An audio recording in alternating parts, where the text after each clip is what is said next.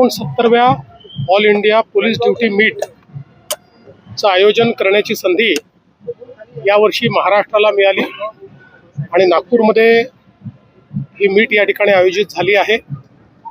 यामध्ये वेगवेगळ्या प्रकारच्या स्पर्धा देखील होत असतात आणि विशेषतः डॉग स्क्वॉड असेल किंवा विविध प्रकारच्या टेक्नॉलॉजीज असतील, यामध्ये जे काही प्रयोग झालेले आहेत त्या संदर्भात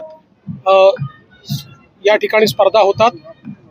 मला अतिशय आनंद आहे, कारण याचा इतिहास असा आहे की पहिली जी अशा प्रकारची मीट झाली होती ऑल इंडिया मीट, तीही नागपूरलाच झाली होती। नागपूरपासूनच याची सुरुवात झाली होती।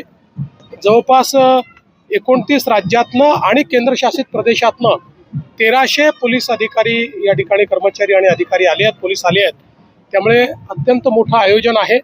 आज उद्घाटन झालेलं आहे, 3 तारखेला याचं समापन होईल। सर, हे सांगा, फ्यूल शॉर्टेज संदर्भात मध्ये ज्या पद्धतीने अफवा येत होत्या, आता आपण जर पाहिलं पेट्रोल पंपावरती नॉर्मल स्थिती झालेली आहे, तुमचं आव्हान काय की अशाच पद्धतीने स्थितीच्या कोणी अफवा पसरवू नये? निश्चितपणे कोणी अफवा पसरवू नये।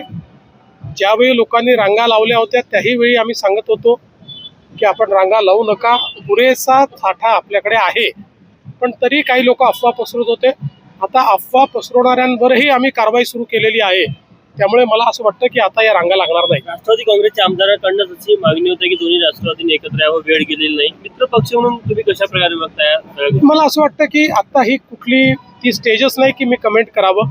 त्यांचा आपापसात ते कोणी काय बोललं असेल तर मला असं वाटतं, शेवटी कसं आहे की समजा सुनेत्राताई पवारांचं काही मत असेल, वरिष्ठ नेत्यांचं काही मत असेल तर ते आमच्याशी चर्चा करतील।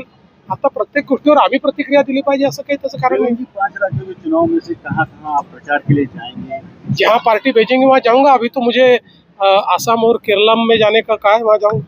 बिहारी चाकणकर यांना समज बजावण्यात आलेला आहे, खरंच प्रकरणाचं काय स्टेटस आहे? मला आता त्या संदर्भातली कुठलीही माहिती नाही। याचं कारण जी काही चौकशी चालते ही निष्पक्ष चालते। त्याचं काही रोजच्या रोज आम्ही ब्रीफिंग घेत नसतो।